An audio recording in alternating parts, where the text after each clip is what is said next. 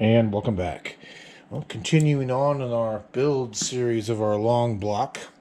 If you're watching these in order, the previous video was in relation to us putting the lifters in and the MDS block off plugs.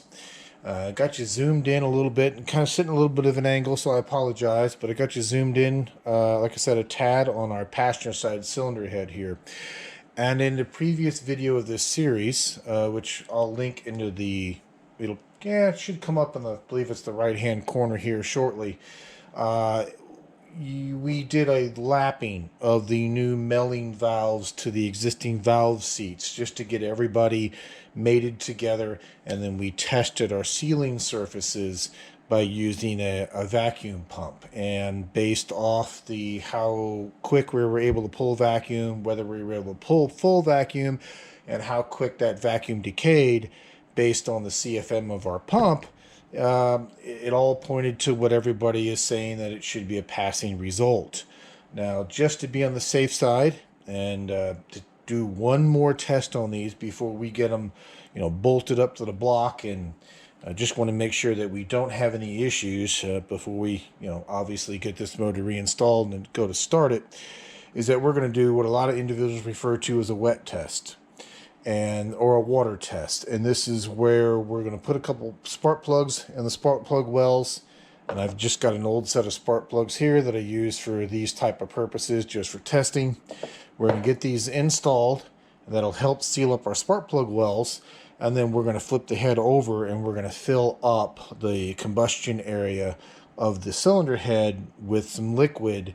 And I usually like to let it sit for about 10 minutes. And if I don't see anything dribbling out of the intake or exhaust ports, that lets me know that we've got a good enough seal that we're not, obviously leaking within that 10-minute time span. Now, I've seen other individuals do this, and they'll fill the cylinder head up full of water, and they'll let it sit overnight to verify they don't have a leak.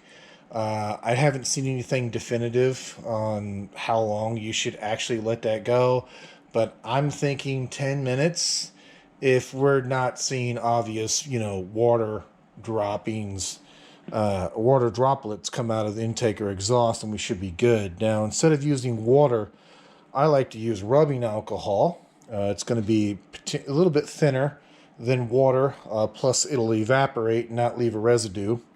And not only that, it's an aluminum cylinder head with steel valves, so the potential for rust to be there is kind of minimal.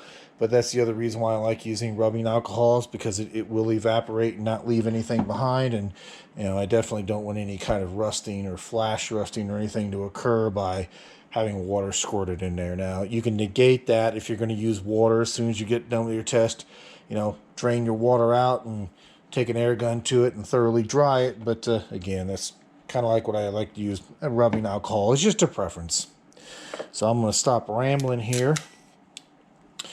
And what we're going to do is just get a spark plug installed into each well. Sorry, it's going to ring a little bit because our spark plug socket's going to hit the sides of the tube. I always like to go in manually. And then what I'll do is just give them a slight turn with a ratchet. Again, nothing heavy, just enough to seal it.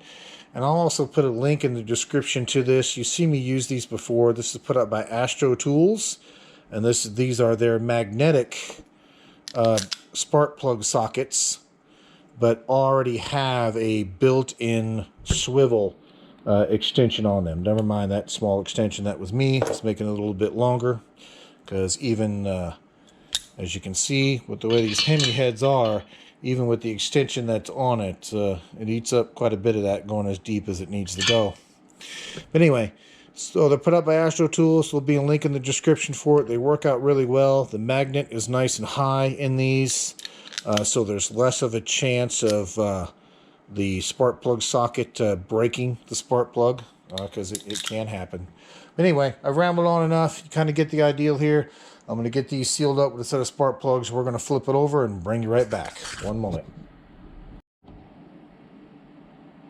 And welcome back. So we got our spark plug. We got our testing spark plugs in. Again, just hand tight. Nothing super critical. because again, it's just in there just to plug up the holes, basically. So what I'm going to do is just fill each one of these to the top of the combustion chamber. There we go.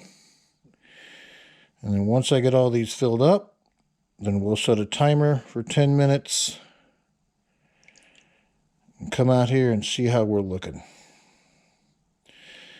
We've already done this on the driver's side head earlier, and it passed just fine. There we go.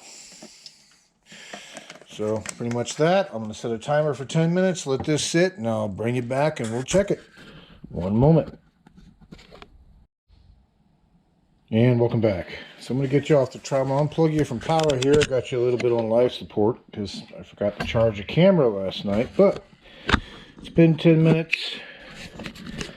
And so far, the only thing I see coming out of the exhaust ports is just oil, a little bit of oil sheen, and that's from us when we first put the valves in. Other than that, it all looks good. I don't see anything that's wet. Nothing smells like, you know, the rubbing alcohol that's coming out of there, which is another nice thing about using rubbing alcohol.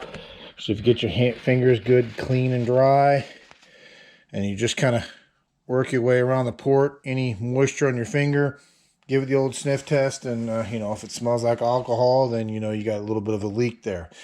But everything is good on this side. Now, in order to get to the intake side of it, I'm just going to use an eyedropper, drain the rubbing alcohol out, and then we'll flip it around and take a look. It's not going to dry fast enough between the time of draining this out and flipping around to see if we got any leaks. I haven't seen the level change in any of these, so I think they'll be good. That is the other thing to be mindful of. The longer you let this test go, rubbing alcohol will evaporate quicker than it will water. So if you come out here and you do see the levels have dropped down a little bit, but it's also been sitting here for a while, your loss just could be due to evaporation. So let me get this pulled out of here. We'll get the head flipped around. I'll bring you back. One moment. And welcome back. So I'm just kind of hand holding you here and got you off the tripod, and these are our intake ports, and just checking each one of them here. Yeah, they're dry. The only thing in here is just the oil. You see a little bit of oil come out of there, and that was from when we installed our valves. So we're good on this point. The two cylinder heads aren't leaking. You know, again, enough of our fluid. So they kind of passed that test along with the vacuum test, and it was probably not needed to do this, but for, you know, 15 minutes of work or so per cylinder head, in my mind, it's kind of worth the extra insurance, so to speak. And yes, when we recover it, we just put it back in the same bottle we took it out of. And yes, this bottle gets earmarked. It stays out here. It doesn't get used for anything else other than the testing that you see here. So with that being said, let me go ahead. I'm going to flip this head around and take our test spark plugs out of it. And then when I bring you back, I'll show you the dowel pins that came in, and we'll start to prep getting these heads installed on our block. So one moment. And welcome back. So we just got you zoomed in looking at the passenger side cylinder bank here. And we went ahead and took the dowel pins that'll be used for the block and put them in the freezer just to shrink them down a little bit to aid in the install. I took some measurements, even though there's been 6 thousandths removed from the block, because we're putting on slightly thicker head gaskets. And of course the measurement, even without the head gasket, you know, the dowel pin height shouldn't be an issue. I dropped the dowel pin into the dowel pin spots on the actual cylinder head, measured out how much was going to be, you know, remaining out, and it wasn't going to be even high enough before we factored in the thickness of the head gaskets to be an issue. So I guess what I'm trying to say is, long story short, the dowel pin thickness or height, not thickness, but height, shouldn't be an issue, even though the deck's been blocked just 6 thousandths. Speaking of this, what we're going to do is just start to do a little bit of cleanup on here. We're going to get we're just going to get a rag on here with some brake clean and clean the oil off the gasket mating surface. I did go through these dowel pin holes here and hit them with a little bit of 2000 grit. Just kind of, again, just on the inside area where that dowel pin sits, because there's a little bit of rust and a little bit of debris that was on the shoulder of it. And I'm just trying to eliminate the running into issues, getting those dowel pins to kind of driven in place. So again, we're going to take a little bit of brake clean, clean the excess oil off this particular surface here. Then we're going to use our thread chaser, which is an ARP thread chaser for this particular application.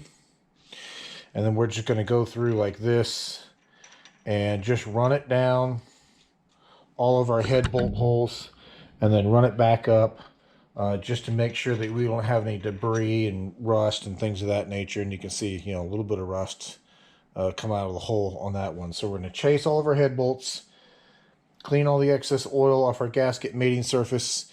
And then another thing that we'll do is we're going to take a little bit more engine oil onto a clean rag, and we're going to wipe our cylinders down. We're going to rotate the engine over a few times. That way we make sure that we get all of our cylinders on this side before we put our cylinder head on. That way we've got some nice lubricated cylinder walls while we have the obviously opportunity to do it. So I'm just going to go get a little driver for this. And you're not missing much. I figured I wasn't going to film it. It's literally just going to be running this thread chaser down and back out of all 10 of our, let's see, 2, 4, 6, yeah, all 10 of our cylinder head bolts. And then we'll go from there. Now, the kit that we're using for our cylinder heads is also an ARP set. You probably have seen this in one of the previous parts videos if you watch the parts videos. I'm going to give you this number here, or just show you the box. That is the ARP, and this is for the 12-point bolts. These are not studs, but you'll notice that sticker still says 5.7 and 6.1. I have used this kit on a 6.4, on a 2016 6.4. Just FYI, in case you're curious. I did contact them when we were doing the build-up on the 2500 and asked if that kit would work. They said it did. We got it in, we used it, and it worked without an issue. And we'll cover a bit more once we have the cylinder head on here of exactly what they want you to do for the bolt prep to put those in. It involves using some of their lubricant to help reduce some friction and give us a little bit more per there, right up, a little bit more accurate torque reading. But let me get to some cleaning. Again, clean this up, oil some cylinders, and then when we're ready, I'll bring it back and we'll see if we can get the dowel pins in. And bring it back in a moment. And welcome back. So just got you zoomed in a little bit. We just got done chasing the threads, at least here on the passenger side. And as we were cycling the engine over, we made sure that we got all of our cylinders when they were in their downmost position, wiped down the bores with oil, did that on both sides so they're both taken care of. And we turned the crank and we stopped them kind of deliberately in this position where they're all down from, and so basically they're all down and none of them are really at the very, very top of their stroke. That way, as we're putting the cylinder heads on and we're getting the rocker arms and everything in place, if there is some kind of interference issue, I don't want to run into it while we're torquing down the rocker arms, as odd as that may sound, because I don't want to potentially strip, a bolt that could be going into a rocker shaft or anything of that nature. I'd rather get the heads on, get everything assembled, and then just gingerly turn the engine over by hand, making sure that everything is smooth. Like I said, I don't think it'll be an issue based on the gaskets that we're going to use, but again, that's kind of why we stopped this deliberately where it's at. So again, we can put the heads on, put the push rods in, put the rocker shafts on, and we can get everything tightened down without it potentially showing an issue if it's going to have one. Strong word being there, if. Now, this is the gaskets we were talking about earlier. These gaskets, according to Mall, are 10 thousandths thicker than a standard factory gasket. And the first part number that I'm going to show you here, this is for the right side, so passenger side. And there's your part number there, 54417B, as in Bravo. And we grab the other one, just to verify, yep, top and left, so this will be driver's side. And there's our part number there, 54418 Bravo. And when we do the driver's side, I'll show you, when we come back to do the driver's side, I'll show you how I chase those threads. Like I said, it's pretty straightforward if you've ever used a thread chaser before. So what I've been doing, and I think I may have mentioned this in a previous clip. If I did, I apologize for the repeat. If not, what I did, I took the dowel pins and I stuck them in the freezer for about the last 20-30 minutes or so, just to freeze them up and help aid our install into our block. And if we have to, what we're going to use is just a block of wood and a rubber mallet to help drive those dowel pins in place. So now that we're ready for that step, we haven't cleaned off the surface yet because I want to get these dowel pins in first, and then we'll wipe both this surface down with a little bit of brake clean. Well, and then we'll wipe the cylinder head down, and then we'll get our gasket in place and, you know, see if we can get our cylinder head at least placed in here and get a couple of the head bolts in it just to hold it in place. Normally what I like to do is just use, and I'll show this to you, is just use like an old factory bolt for the time being. Just like when we pick this engine up off the stand without the heads on it, I usually just like to put one bolt right there in the center as we're getting the head in place. Once it's on the dowel pins, just temporarily hand tight an old factory one in there just so it holds it in place, and then that way we can do the prep on our ARP head bolts, and of course we'll switch that out when we get to it. So that's enough rambling on that one. Let me go grab some dowel pins and I'll bring you right back. One moment. And welcome back. So I got one of our dowel pins from the freezer. I don't think it's probably necessary to freeze them, but I figured it might help. I don't have a brass hammer, but I do have a brass punch. So what I'm going to do, because again, just hitting a softer metal to a harder one, because we don't want to damage our dowel pin.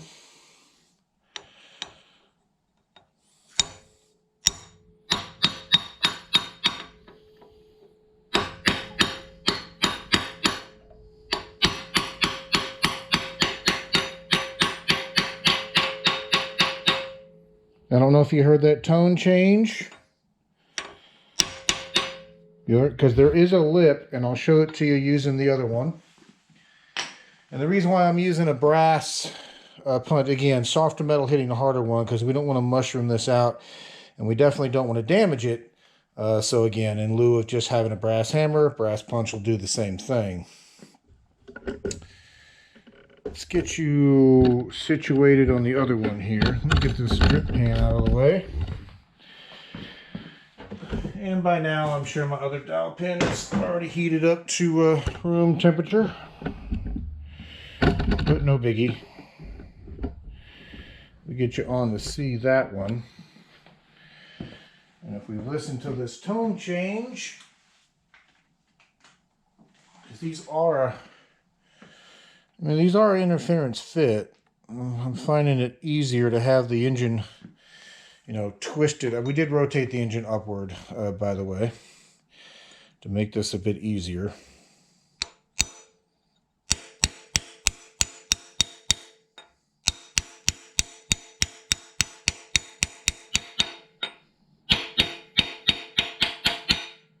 I don't know if you heard that tone change. It was a little bit slight, but it was there, because there is a lip, just like there is in a cylinder head. There is a lip on this, and I'll show this to you when we do the other side. But like I said, there is a lip on here, so these are only going to go in, you know, so far, and they will seat. So now that we've got both of those in there, what I can do is bring you back, and we'll finish cleaning this off with a little bit of brake clean.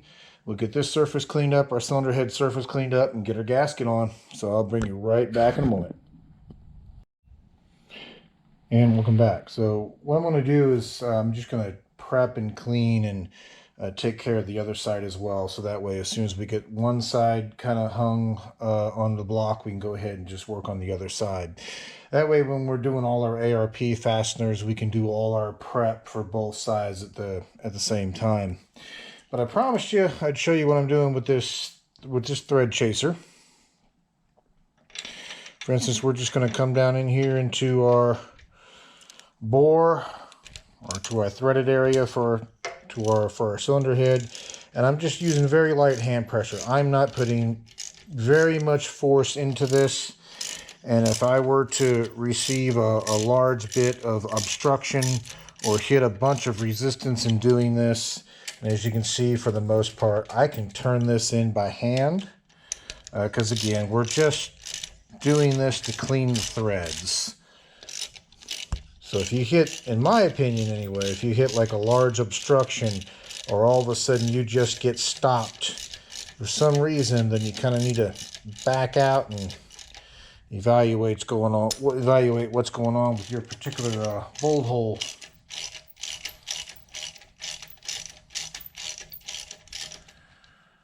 I've got 2 more dowel pins for this side chilling in the freezer. Again, I don't think it's entirely necessary to freeze them, but I would like to think it helps drive them in a bit easier. They're a pretty loose fit on the cylinder head. They'll actually just slip into the cylinder head. They're more retained into the block, and again, just used exactly for what they are, is just alignment pins. So I'm going to go ahead and continue to chase the threads on these, and then I'm going to work on getting this surface cleaned up. You can see there's a little bit of like paint overspray and such on this sealing surface. So again, one of the reasons why, you know, we clean, and we make sure it's clean before we do our assembly. But again, I'm going to finish chasing the rest of these, and then I'll bring you back. One moment. And welcome back. So we went ahead and got our dowel pins put in on our other side. Same process as we did with this one. Gave this surface another thorough wipe down with some brake clean. And now what we need is the passenger head gasket that I showed you earlier. And I do apologize, and for those who like to see the part numbers, I forgot to show you the part number of the dowel pins. And according to Mopar, it's used for several other things on this block, other than just, or I should say used in several other applications other than just cylinder heads to block. Okay, just looking at some information that came with the clean mating surfaces, got it. Checks surface finish, done it. Replace T2Y fasteners, yep, we've done that. Caution, install dry. So just to show you what comes with the mall gasket, it's just got some general tips in there. So clean mating surfaces, check, we've done that. We've checked the surface finish, we've done that. We do have replacement fasteners. We will not be going back with torque to yield, but we do have replacement fasteners. And we will install this gasket dry. Just giving things a few moments here to check surface area, finiform materials, yep, install dry. So the back of it just goes into a little bit more explanation as to their definition of each of the categories.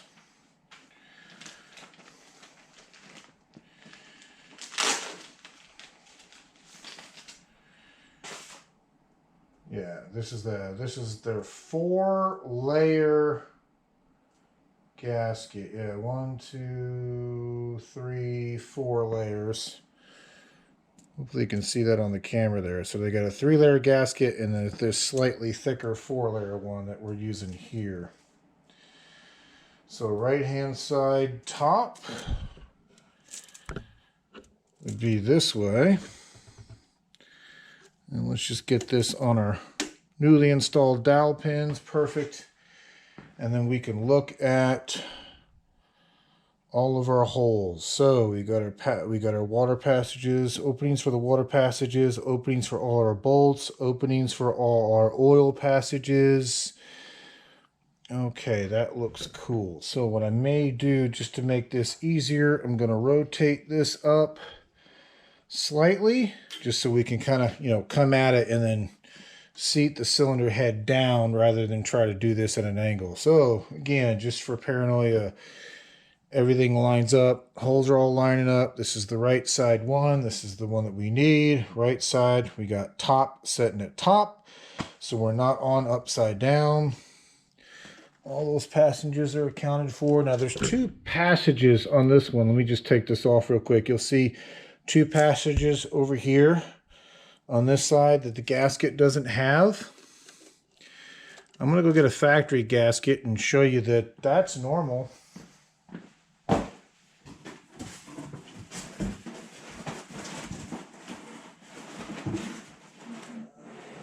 see, gasket 1, gasket 2. So this is top left, we want top right. Yep, so this is the factory gasket, factory thickness. And you can see, even on the factory one, these 2 coolant passages get blocked off. And the nice thing is, we do happen to have a factory one here, and we can compare all of our holes. Yep, everything looks good. So the next step is going to be carrying over the cylinder head and seating it in position and trying to be careful as to not drag the cylinder head across this surface, as a lot of this is a sealing surfaces. So what I've got ready off to the side here, as I spoke about earlier, is just one of the factory bolts. We're going to put it right there in the top center of the head. Once we get the head down there, that'll help hold things in place, and that will allow us to like I said, do the prep on our ARP bolts without worry that something's going to hit the head and perhaps knock it off the block. So let's do that. I'm going to pause you. I'm going to back you up a little bit so I've got some more space to work with, because you're right in front of me and I kind of need to be where you're at. I'm going to go enlist some help real quick to hand me this bolt and this ratchet, so when we get things into position, we can quickly tighten in place. And I'll bring you right back. One moment. And welcome back. So I got you kicked off to the side here, still zoomed in a little bit. We got our gasket and everything in. We're ready to seat our cylinder head in place. And again, we just want to be careful we don't drag it across this gasket and scratch it or gouge it in any way, because that'll make for a bad day. Oh, let's see, we want passenger cylinder head.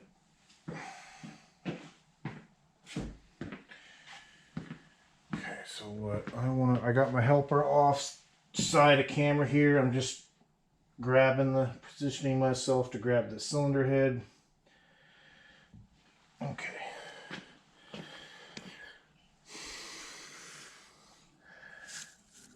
I want to know where those dowel pins are at.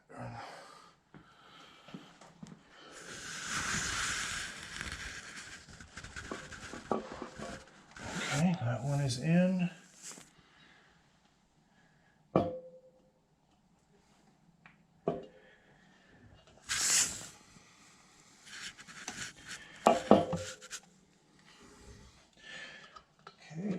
There it goes. Got it. Okay, so both dowel pins seated. Had to push a little bit on this side here, but that's good. We didn't drag anything across anything that we didn't want to do. And again, like I told you earlier, it's an old bolt. We're just going to put it in hand tight just to hold this cylinder head onto this block.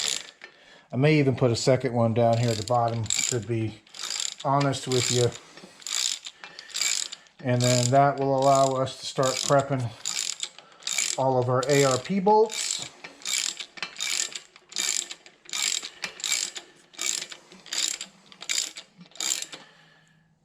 And again, there we go. That's just hand tight. We don't need any more than that.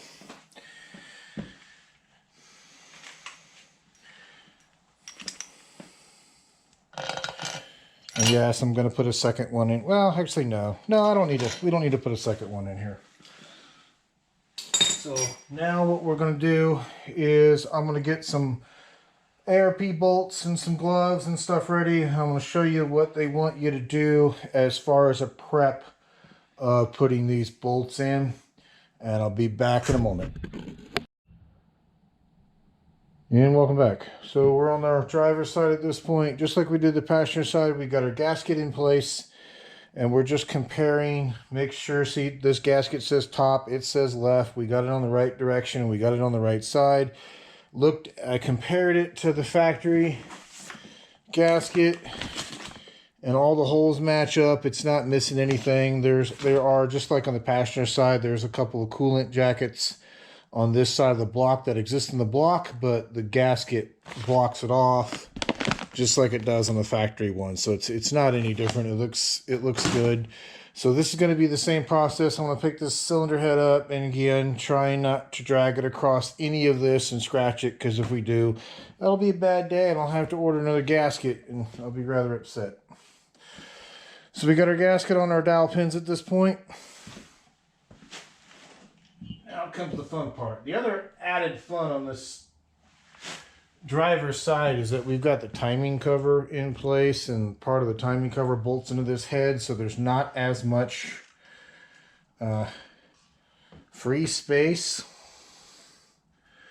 But what I want to do is, hold on, I'm going to grab this thing by the spark plug towers, because I don't have the clearance on my hand on that side because of where that timing cover bolts. What I want to do is match up the dowel pins.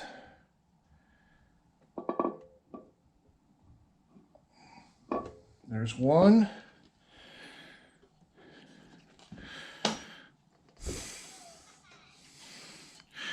I think we got the other one. Okay, so yeah, we got them both. So we're in our dowel pins at this point. Dowel pins will hold it. We're, again, like we did before, we're just going to put an old temporary head bolt in here just to hold our cylinder head so we can move this thing around and not be fearful that it's going to fall off the block. Although we do have our engine stand tilted a little bit at an angle. Take a look. Yeah, got a little bit of a little bit of a gap there, but that'll close up once we start to get this tight. And by tight, I mean the factory, I should say the ARP bolts. There you go. Okay, that's good enough to hold it. So, again, as you saw me do earlier, and as I was explaining earlier, we went ahead and got our bolts all pre-lubed up and ready to go. We just got to drop them in and tighten them up. Once we have this side all hand tight, then we'll do the torque sequence on both sides, which will be fun because that'll be 20 head bolts torqued to 100 pounds. So let me tell you, if you didn't get your workout in yet today, you will when you get done with this. But I'm going to pause you, get these bolts in, bring you back. Thank you much. And welcome back. Got you up close and personal, not deliberately. It's just I got limited space between the driver's side and the garage door. Tripod takes up a little bit of room, puts you a little bit close. But beside the rambling, we've got all of our fasteners in hand tight at this point, to include the bottoms and the tops. The bottom ones, remember, were 9/16 12 points, and if I didn't say it before, the tops bolts, the little smaller fasteners that go on top of the head, those are 10mm 12-point fasteners. And again, just going back and looking at our torque chart, which we'll be following. So the head bolts get torqued in 3 passes, 35, 70, then 100, and then the top bolts, the smaller top bolts across here, go to 28 foot-pounds. So what we're going to do is we're just going to get set up to torque these, and since the head bolts are done in 3 steps, we're going to do like you probably see me do in other videos. We're going to torque the head bolts, and each time we torque one, we're going to put just a little silver dot on the head of the bolt, and then that way, once we're done, we should be able to easily verify that every head bolt's got 3 dots on it, letting us know that we brought it up to 100 foot-pounds. And then, of course, once we do the main head bolts, we'll do the 5 smaller ones across the top. So, rather than you watching me sit here and torque 20 head bolts 3 passes per bolt, so do the math. I'll go ahead and I'll pause you, and then I'll bring you back once we got it finished. One moment. I might bring you back towards the end as we do the final torque on the final fastener, just so you know you can say you saw it. So I'll bring you right back. One moment. And welcome back. So we got our passenger side cylinder head. At least the main 10 head bolts are torqued on that side. We still need to do the upper, smaller bolts. So on our driver's side here, I figured I'd bring you along, let you see some of this. We've done 2 passes at 35, 2 passes at 70. And now we're doing our final torque value, which is bringing them up to 100. So I figured I'd bring you along and let you see 2 passes at 100. And you can watch me struggle and laugh at me and point your finger because, yeah, I'm out of shape. Whew, I'm going to tell you what, doing 20 of these at 100 foot-pounds at 2 passes, whew. Although, I get it. I know some of you that probably do this all day long are like, 100 foot-pounds is nothing.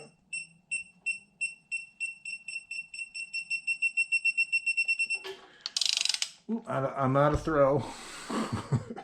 And this torque wrench is just like the smaller one you saw. You'll get a rapid beep, and then it'll go solid beep once we hit the value that we're looking for. And I'm just waiting for my... Come on, go away. Thank you. There we go. We're going to move on to bolt number 2 per our diagram.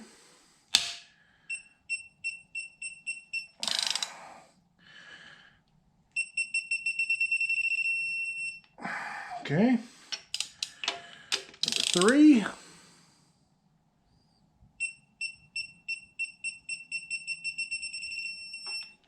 Okay. 4.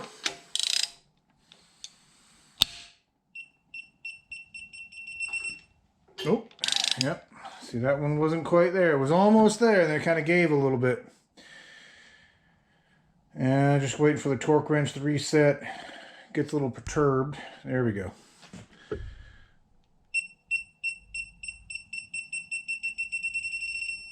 That's why we nice and steady pull.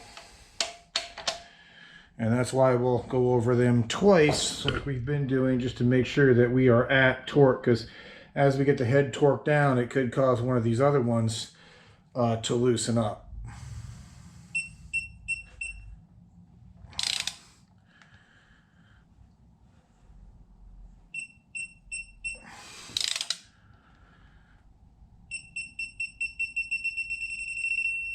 There we go. Number 6.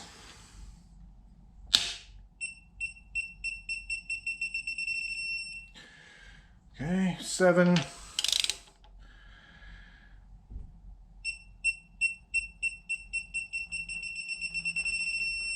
Okay. Number 8.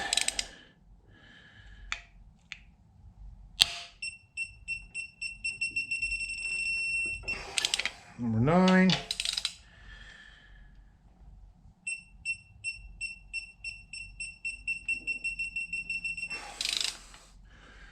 Ran out of throw.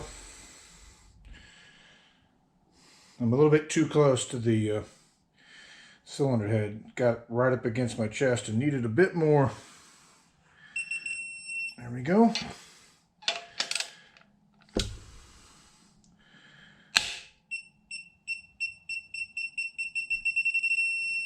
Okay. So that was the first pass at 100 on our 10. And then I'm going to just kind of give it a few moments here, and then we'll go through and we'll hit it a second time just to confirm that we've got our values in there. Like I said, it's not too bad. Just, I guess, more time consuming than anything, because we're doing 2 passes at 35, 2 at 70, and 2 at 100 times 20 bolts.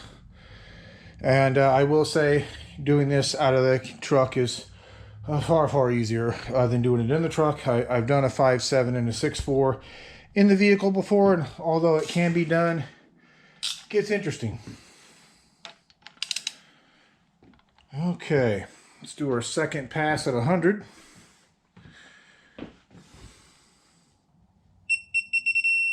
Okay, number 1, number 2,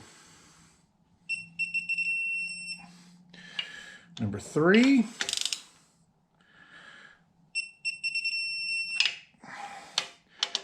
number 4, 5, 6, 7, 8, 9, and 10. Beautiful. Now that we've got that done, we know that we've hit all 10 of them twice. I can come by through here now, put our third mark on all our bolts. So that way we can remind ourselves later, if we need to, that these have been torqued to their final setting. Now again, the method you see me doing here is strictly because this is the method called for by ARP, because these are ARP fasteners, not the factory. Now there's nothing wrong with the factory fasteners. They'll work quite well even in this application. Even Chrysler states that their factory head bolts are reusable, provided they haven't stretched too much out of spec. They actually tell you, even in all data, that as long as the bolts look good, you can reuse Chrysler's head bolts. Even though when you see the torquing pattern on it, it's kind of like a torque to yield bolt where you take it to a certain point and then you take it another 90 degrees. They state as long as the bolt's in good condition, you can reuse it. I just like using the ARP fasteners over the factory ones. It's a preference thing. And I like the ability just to take them to a straight set foot-pounds and not have to take them to a particular torque and then another X number of degrees after that. Again, like I said, it's just a preference thing. I will tell you that yes, if you're going to go ARP, you're going to pay more for the ARP fasteners versus the Chrysler ones, or I should say OEM ones. But ARP fasteners are, or at least I know this set, are 100% reusable. So if we ever have to take this apart for whatever reason, we just need to clean the bolts up, re-lube them with some more of that thread lubricant they want you to use, and then we're good to go. Okay, so that's enough rambling on that one. What I'm going to do now, and I won't do this on camera and bore you anymore, is I'm just going to hit the 5 bolts on top that go to 25 foot-pounds, and then I'll bring you back. One moment. I'm sorry, those go to 28 foot-pounds per the paper, not 25. So let me get those top 5 on each side torqued, and I'll be right back. One moment. And welcome back. So we've got everything torqued at this point, uppers and lowers included. And now that we have our driver's side cylinder head in here, just buttoning up a couple of items that we were waiting on this cylinder head to be installed in order to do. One of them, if you remember when we were putting the timing cover on, was this upper bolt that has this metal sleeve in the corner of the cover and uses that bolt right there that has the shoulder on it. And hopefully you can see that, but that'll pass right through, lines up with the threaded portion and the driver's side head. And that's what I was saying earlier when I was putting this head on. I ended up grabbing it here by the spark plug tower and kind of using that as a handle, because you don't have the side grip ability on here like you do on the passenger one, because you've got this timing cover in the way.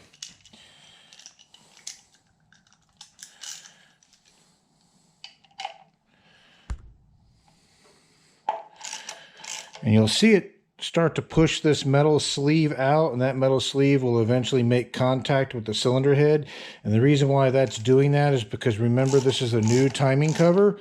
So when they shipped the timing cover, that sleeve was pushed almost flush with the back, which is nice because it helped with the cylinder head install. I didn't worry about that sleeve being in the way. Generally, it's not, but it's something you got to be mindful of, but that will butt up against that head. So if you're having trouble getting the cylinder head on and that sleeve's pushed all the way out, just push it in a little bit and give yourself the clearance. And I will come back and torque this, but there we go. Sleeve has now made contact with the head. I'm just gonna go a little hand tight for now, and then I'll take care of that one, and I'll come back and torque it here in a bit. Remember, there's a little support arm also that goes on this driver's side head that goes from this bolt hole here to this bolt hole here. Yes, I haven't covered up the intake ports yet. I will be mindful to do that here in a moment, but right now, without the rocker shafts installed, all of our valves are closed, but we will get to that point. I'm just looking for the hardware. There it is. Again, brought to you by our bag and tag process that we used when we took everything apart. And that's our little support arm. And it should go something like that. I think it'll only go on one way. Yeah, see that? It doesn't set flat that way. So there's one direction that'll set flat.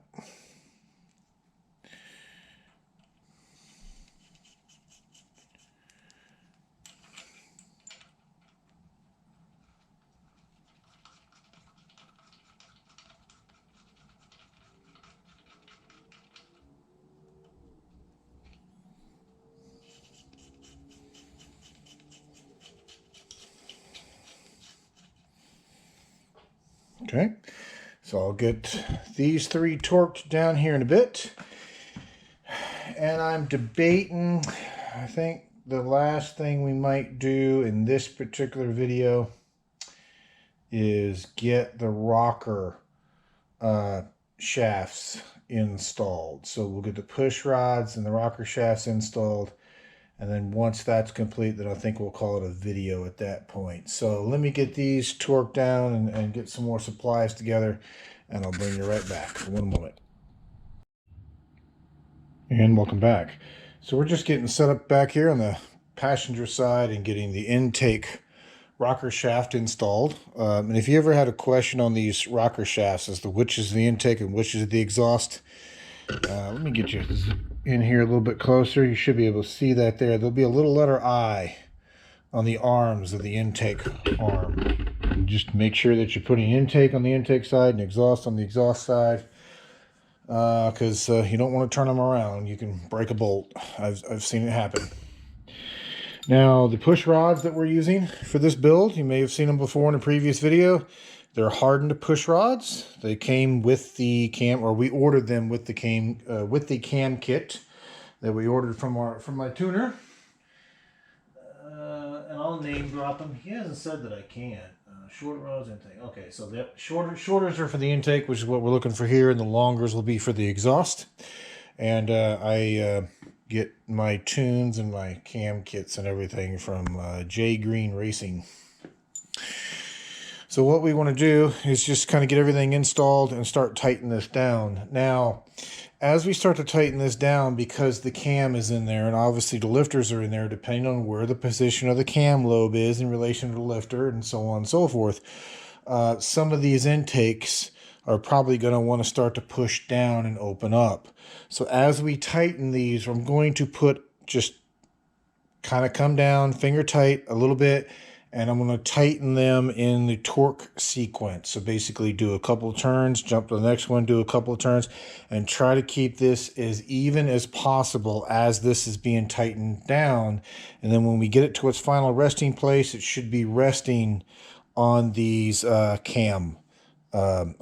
these rocker arm cutouts you see here. So what we want to do is just get our push rods in, and usually what I like to do, because Yeah, obviously you've got two holes up here at the top. One deals with the intake and one deals with the exhaust. And if you ever kind of question as to which one goes where, real easy thing to do is just put one of the push rods into one of the correct holes, and then look at where your, just to show you here, your little cup on the end of your rocker shaft will kind of show you the direction that it's looking, because we know this is an intake rocker shaft, and there's only one hole right there, right here in the corner. Let me get you down in there so you can see this. And hopefully that's not too dark for you, but you see this as, for example, this intake rocker arm, and the little cup that the push rod goes into is right on the other side. So it kind of comes out right to the side of this spark plug tower. Well, there's only one hole that this push rod is going to go into and line up in order to meet that cup. And you'll see it right, actually, yeah, let me, oh, I'm going to light right here.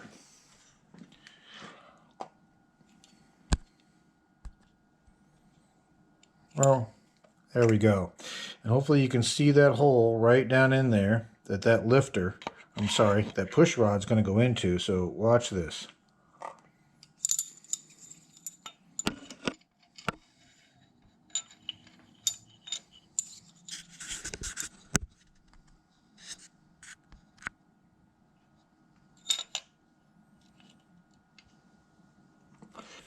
And you can see that we're in there, we're lined up, and it's coming out at the correct angle and the correct length to meet up with that one. So the remaining hole for this particular lifter set, you'll see it right there in between, and that obviously is going to be what your exhaust push rod is going to go into. And if I remember correctly, all of your intakes are going to be your upper holes, and then all of your exhaust, if I remember correctly, are going to be all of your lower holes. So let me get these push rods in. I'll confirm that and I'll bring you back. What I like to do, and it's a little bit of overkill, the book doesn't say to do this, but I'm going to take just a little bit of Lucas grease and put on the very ends of these push rods, just so they've got some form of lubrication being pushed up against those lifters to kind of, again, to help with that, few moments of dry start that it's going to have before it starts to get oil pressure. So let me go ahead and take care of these push rods and I'll bring you back. One moment. And welcome back. So intakes are in. We took the liberty of go ahead and putting our exhaust push rods in, and you can see we got, just like I said, just a little bit of grease on the ends of these push rods. Nothing crazy, just something to kind of help them out a little bit. Now, as you push these push rods in, depending on where the lobe is at in relation to the lifter, you may feel the lifter push in a little bit and kind of seat up against the cam lobe. It's fine. It's fine. It's not going to hurt anything. It's just getting itself spaced out. Because remember, when we put the lifters in, all the lifters were forward inside the holder. And of course, naturally, depending on, what position or how far open the valve is or isn't, is going to dictate how far out that rod is. So that's why if you, go to push it in and it kind of feels like they push forward a little bit, that's normal.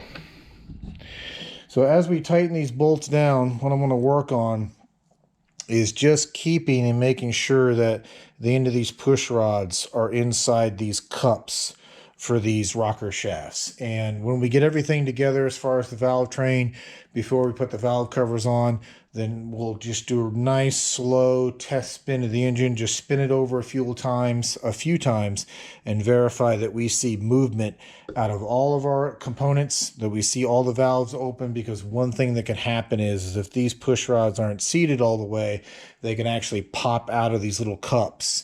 And the next thing you know, you'll end up with a misfire code for that particular cylinder. So I'm going to work on this. I'm going to get this cranked down here a little bit and get these push rods again inside these cups. And then I'll bring you back. One moment. And welcome back. So just kind of want to show you what I was referring to here. We're just in the process of putting our push rods into our intake cups. And you can see that this one that the rocker shaft isn't down low enough to seat this one, and that's because this intake is out pretty far and we haven't tightened our rocker shaft down to the head, down to the cylinder head yet. So as we, again, follow our torque pattern, making sure our push rods stay put, then as we close this gap up, we just got to be mindful to come back here and check items like this and make sure that this push rod seats where it belongs. So again, just wanted to show you that one, and I'll bring you back in a moment. And welcome back. So you can see we got our intake and exhaust rocker arms in, along with our push rods. We've got everything torqued down. It's torqued down in sequence. In case you're curious, that is your sequence, or at least per all data. 1, 2, 3, 4, and 5. Same for both. I did have to thread chase on the exhaust, this center bolt here. It was going a little bit rough, a little bit tight, tighter than it should have, and this is a number 8 thread metric, in case you're curious. So I just got out the number 8 thread chaser, ran the thread chaser through it a couple of times, and then it was able to thread in fine. We did go through and check again, 3 passes on the torque to verify everything is seated, sitting at 16 foot-pounds, and everything's holding torque just fine. So what we're going to do next is I'm going to do the same thing on the driver's side, and tell you what we'll do. We'll do a little bit more live action like we did when we put the cylinder head on. When we get to the point of, and I'll at least show you the intake, because the exhaust will be the same process. But I'll get you zoomed in on the intake on the driver's side as much as I can. And then what we'll do is we'll just go through the process of tightening this down in sequence and making sure our push rod's in. See, the intake is a little bit harder to verify, but you can kind of have to just reach down in here and verify those push rods are seated in those cups. The exhaust is easier because the rod comes out further, and you know exactly, you can see it there. You can clearly see all of your exhaust rods and make sure they're seated inside those cups. So that's what I'm going to do next. Let me get you set up on the driver's side, and I'll bring you right back. One moment.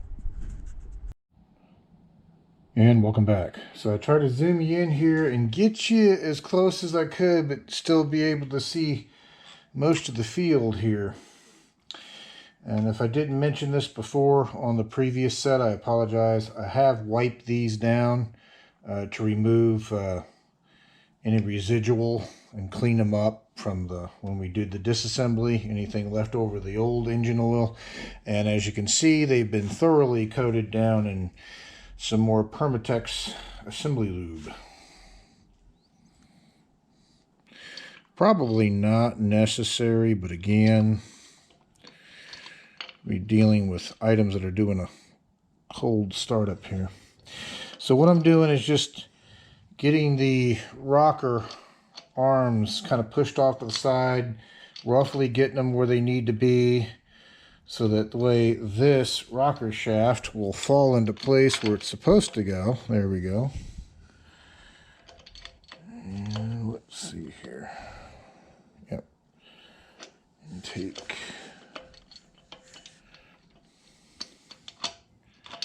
There we go. Now it's sitting. There we go. That's what we're looking for. So now we got everything to clear. Everything. Now we don't have the push rods in, so I need to kind of come behind myself and get the push rods installed.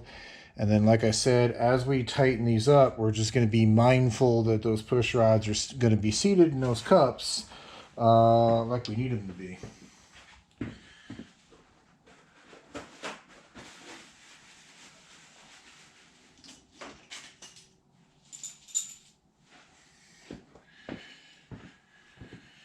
So once again, as we covered before, just 4 more push rods, a little bit of grease on the ends of them.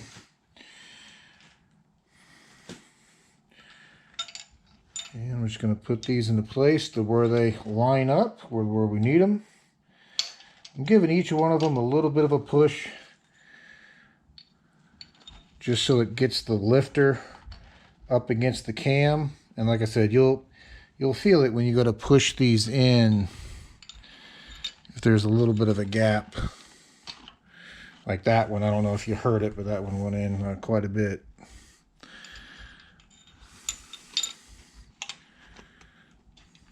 There we go. Okay, so we got all of our intake push rods in, and we're going to take advantage of the opportunity now that we have our intakes done. And yes, the intakes are all on the uppermost hole, and our exhaust will be lower, just like it was over here in our other head. Sorry, didn't mean to blind you with the light. If I did. These are our exhaust push rods. Are going to go into our lower holes. Yep, that one had a little bit of travel in the lifter.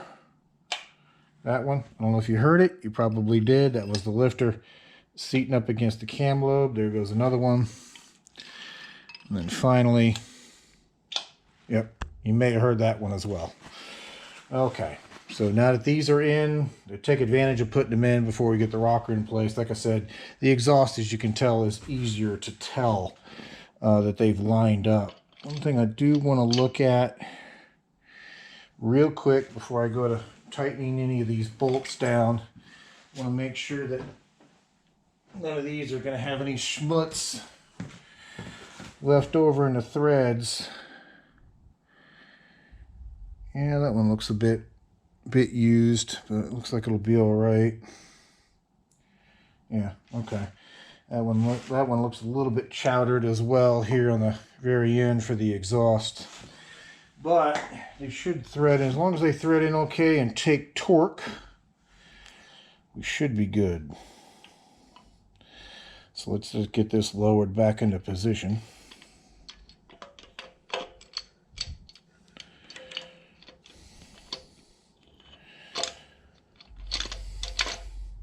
Now, if one of them does develop some kind of thread problem where it won't take torque, or just refuses to tighten up, or just if you do find one that's stripped, really the two fixes are obviously happen to replace the head because those threads are in the head, or just drilling it out using a time cert, something on that nature, and just kind of tapping it for the drilling it out a size bigger and then putting an insert in it.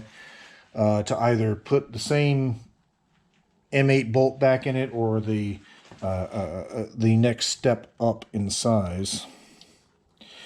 Okay, so all of our paws right here, like this one, are on the very tops of our valve stems, on tops of our capers. Good deal. So now we can kind of come in here and just pick up the rail a little bit, push the push rod into the cup, and we'll see how many we can do that to, because again, some of these are going to be out a bit further than others, just depends on where the cam lobe's at, and because we haven't tightened this rail down yet, they may not all fall into place and line up. Well, so far that's feeling pretty good. That one's in place, that one's loose, that one will fall out actually, but if I push it forward and just kind of do that with it, hopefully it'll. So we'll have to keep mindful of that one and make sure that one seats as we tighten this up. Okay, but it feels like everything's seated. Again, I need to not push that one forward, otherwise that's going to fall out of that arm. And we're going to make sure that we've got these situated. So all of our rocker arms are on top of our valves, and then we're just going to follow our torque pattern and slowly crank down on them. Again, being mindful that our push rods are where they need to be. So it looks like number one is right here in the center. It's starting in nice. And just as that starts to touch and kind of push that rocker shaft down a little bit, I'm going to stop, and then I'm going to go to the next one on the torque pattern, which is right over here to its right. You're in my way a little bit, so hopefully I'm not cutting off your view. Like I said, it's hard to get you zoomed completely in to see this. Otherwise, you won't get the full view of it. You'll end up getting just a section of it. But hopefully this will give you an idea of what I'm doing. Again, just following the torque pattern and just going down ever so slightly. Now that's starting to get a little tension on it. It's not seated all the way down to the head yet, but we're starting to get tension on it because it's starting to drag it down. So what I want to do is now go to the next one in the chain, which will be number 3, which is to the left of number 1.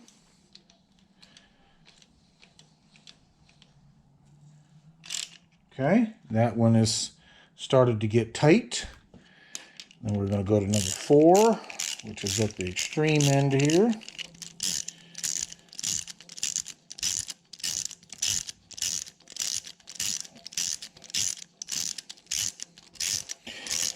And right now it's just threading in. It hasn't even made contact. There it goes. Now we've gotten contact with the, and then we want number 5, which is all the way at the opposite end. Okay, that has started to draw down. So now that they've all got kind of tight and they're starting to draw down, again, we're going to check our push rods, make sure that we're seating our cup. And again, this one isn't quite down low enough yet to make sure that it stays seated. So we're going to have to keep an eye on it. And we also want to keep an eye on our little arms here and make sure they stay in place right on the tops of our valve stems. So once again, just hitting the torque pattern. Give this thing maybe 1 or 2 turns like that. Now it's starting to get tight.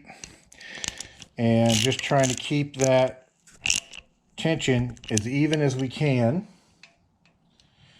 Now just going down to, I don't know if you can hear that, but you may hear a little bit of a hissing as you do this. And what's happening is the push rod is starting to kind of seat into that lifter. So any oil that may have been in that from the factory will start to kind of bleed down at this point. And that's why there's a note when you're doing this, that when you first put these rocker shafts in, to not turn this motor over and give it about, I think it says about five minutes according to the instructions, before you turn the motor over to give those lifters time to bleed down. So once again, now, because as we tightened up the other ones, the center one got loose again. So now we're just going to continue to follow our torque pattern. That's getting pretty snug. Go to number 3 again. Checking our rod. Now we're getting down lower, so that's starting to hold on to that rod on its own at that point. It's 3. We want to go to number 4. Now number 4 feels like it's pretty much all the way down at this point. And then number 5. And again, I'm going to go back to 1. Again, it's just repeating the pattern until we get everything seated where it needs to be.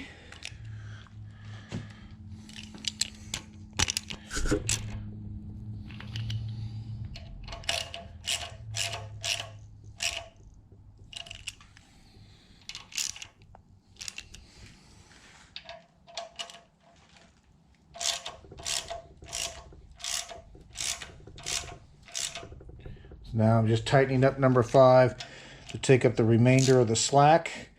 Back to 1. Now that's nice and snug at this point, and we've bottomed out to our cylinder head. And 2 is now good.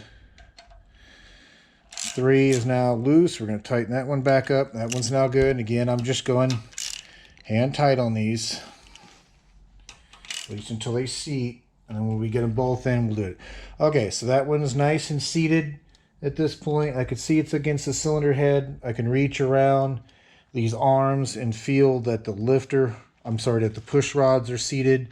So that's kind of it in a nutshell. It's going to be the same process For the exhaust side of the house, we'll get them on there, we'll get them lined up, and then we'll just kind of, again, just keep bouncing back and forth and just keeping the torque even until everything finally seats. Then when we get them both in there, we'll do a final torque to 16 foot-pounds on these. So I'm going to go ahead and take care of the exhaust one, and I'll bring you back. One moment. And welcome back. So we got the rocker arms on the driver's side, as well as intake and exhaust now installed and torqued, the same on the passenger side. So all the push rods are in. So the valve train components are all installed at this point.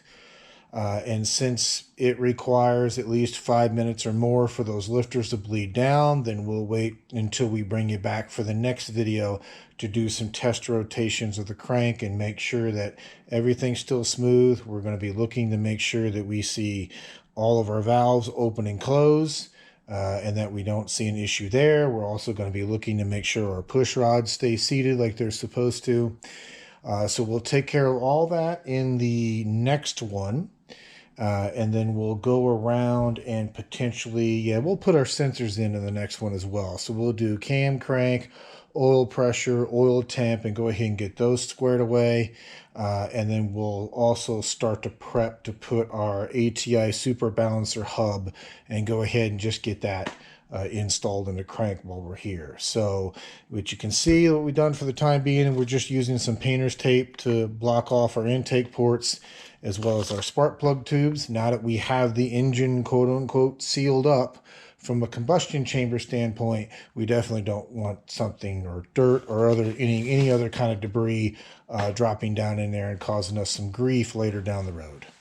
So with that being said, it was a long one. I do apologize, but we're getting there steadily and surely. Our pile of empty boxes you can see over there is starting to grow taller. Our parts bags are empty. Parts bags, our empty bag and tag parts bags, we're starting to accumulate more and more and more. Which means we're making progress. We're getting there slowly but surely. So we've gotten quite a bit done in the last few number of days. We got quite a bit more yet to do. But with that being said, thank you each and all for everyone who has subscribed thus far. If you have not, please consider to do so. Like I said, we're right on that cusp of 2,000 subscribers at this point, and I thank each and every one of you for that. So with that being said, I'll let you go on this one, and I'll bring you back for the next one. Thank you much. Bye.